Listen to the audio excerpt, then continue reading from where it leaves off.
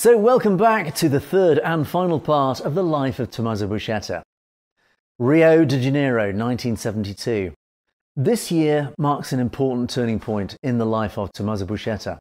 The mafioso is living a period as a fugitive, but continues to live in luxury amongst lovers and wives.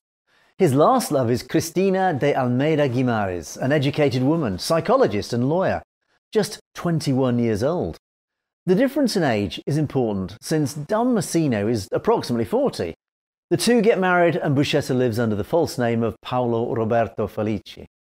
However, as we've seen in the previous video, the law is never far away from him, despite him changing his name numerous times, undergoing plastic surgery and escaping justice on several occasions. All the while, continuing to try to rebuild the commissione and starting an illegal business that could bring him to an even higher rank within the Sicilian mafia. The Brazilian police arrested him because they thought he was the leader of a dangerous gang of international drug traffickers who operated in the US, Brazil, Argentina and Uruguay.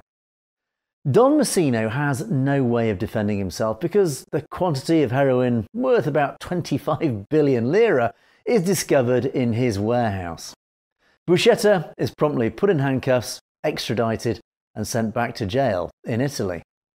In 1968, Don Masino had been convicted in absentia to 10 years in jail in the trial of Catanzaro, while he'd been acquitted in merit to his involvement in the massacre of Ciaculli. Following his arrest in Brazil, Buscetta would serve his sentence more than 10 years later, entering the Ucciardoneprison in Palermo in December 1972. Now, as we've seen, this seems to be the end of an adventurous life of violence, mafia connections, illegal business and escapes. But it's not so. Tommaso Buscetta does not lose hope, and his life in jail actually isn't that bad after all. His attitude doesn't seem to be that of a prisoner, but is more like that of an important guest, and soon also the environment that surrounds him is transformed from a prison to a luxury hotel. In fact, the mafia does not abandon him and is committed to allow him to live well, even inside a prison cell. Buscetta could count on breakfast, lunch and dinners prepared by the most renowned restaurants in Palermo. In addition to this, he also managed to have his daughter married in the prison chapel so that he could attend the ceremony in person, and naturally organising a magnificent party with lots of guests. Now that is power. His situation, however, was not a unique one because that penitentiary was a paradise for mafia bosses and was known by all as the Grand Hotel Ucciardone. The state just didn't really get involved and left the criminal bosses in charge of a place that was actually supposed to belong to the rule of law.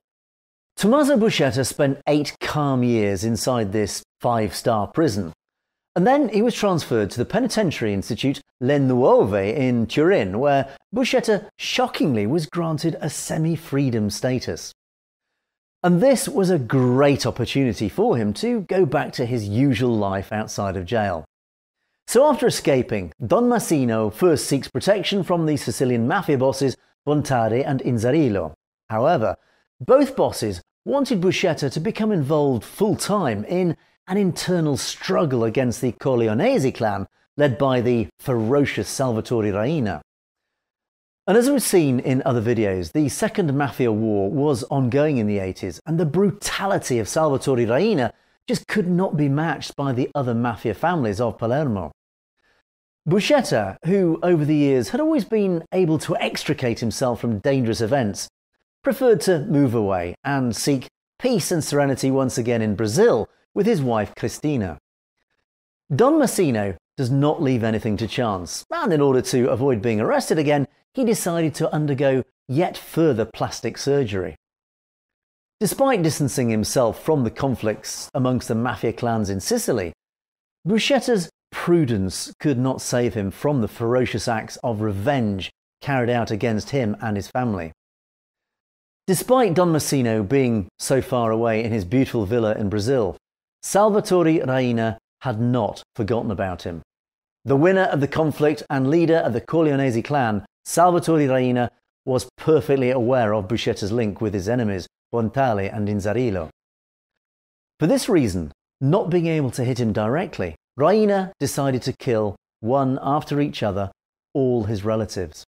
And this was the beginning of a real massacre against the Buscetta family. Specifically, his sons Antonio and Benedetto, his brother Vincenzo, his brother-in-law, and 3 nephews were all killed. All of them brutally killed in different ways, but all at the orders of the new super boss of the Sicilian Mafia, Toto Raina.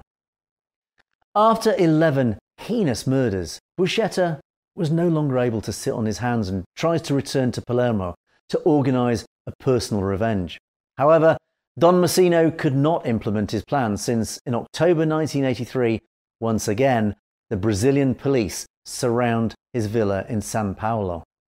This time, Buscetta does not accept the handcuffs willingly. He tries to bribe and threaten the representatives of the police, but his strategy fails.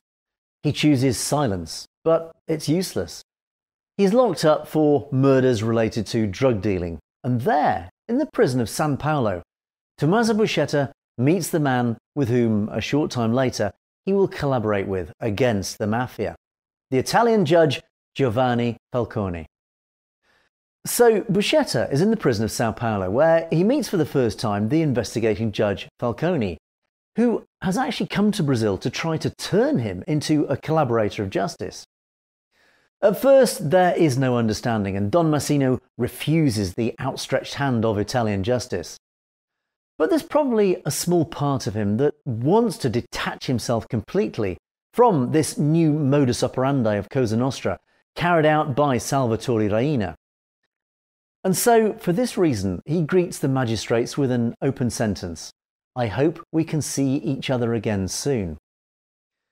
On the 3rd of July 1984, the Brazilian authorities granted his extradition, and Buscetta actually didn't take this well and tried to commit suicide by ingesting 1.5 milligrams of strychnine on his way to Italy. But he's rescued, and after 4 days in hospital, he's taken to Rome.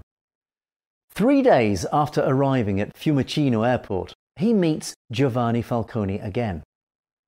The day is torrid, and Don Masino finds himself in front of an empty desk ready to be interrogated by a magistrate. Giovanni Falcone may have been an educated man of justice, but he also happened to know the language and the code of the street, as his origins were actually of the same neighbourhood where Tommaso Buscetta was born and bred. It took but a simple but precise gesture by Falcone to trigger understanding from the man on the other side of the desk. Falcone offers Buscetta an open and almost empty pack of Marlboro cigarettes. This act placed the criminal on the same level as the representative of the law.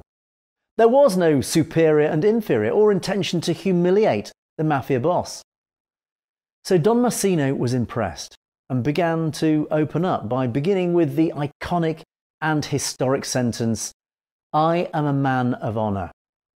In addition, another important part that Buscetta mentioned to Falcone on that very first meeting, after deciding to become a turncoat, sounded like a prophecy.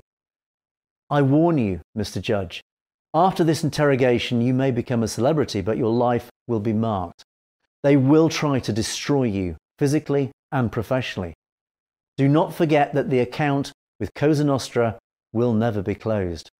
Are you still willing to interrogate me?" Unfortunately for Falcone, Buscetta's words were indeed prophetic. A few years after that first conversation, Giovanni Falcone was brutally murdered by the Corleonesi family when a bomb exploded along the highway between the airport of Palermo and Palermo City. As Buscetta predicted, the account with Cosa Nostra would never be closed until death itself ended it. So after this iconic first meeting between the most famous mafia turncoat and the most famous important Italian anti-mafia judge, over the course of the following 45 days, without a break, Buscetta told Falcone every aspect of the Sicilian Mafia. Don Masino, however, had never considered himself a turncoat, and he's never repented himself for the horrible crimes committed during his life. His decision to provide essential and fundamental information to the justice system in order to contain and successfully fight the Sicilian Mafia was merely based on an ideology of the Mafia itself. In fact, Buscetta had despised the new Mafia and the strategies carried on by the Corleonese family and its boss, Salvatore Raina. Tommaso Buscetta had brutally confronted the bosses allied with Raina as well as Salvatore Raina himself in a courtroom, expressing his disgust of the new rules of the Mafia, such as killing minors. Buscetta had never moved away or put any distance between himself and his old friends of Cosa Nostra, such as the former bosses Bontari and Inzerillo, or other men of honour as Buscetta liked to define them.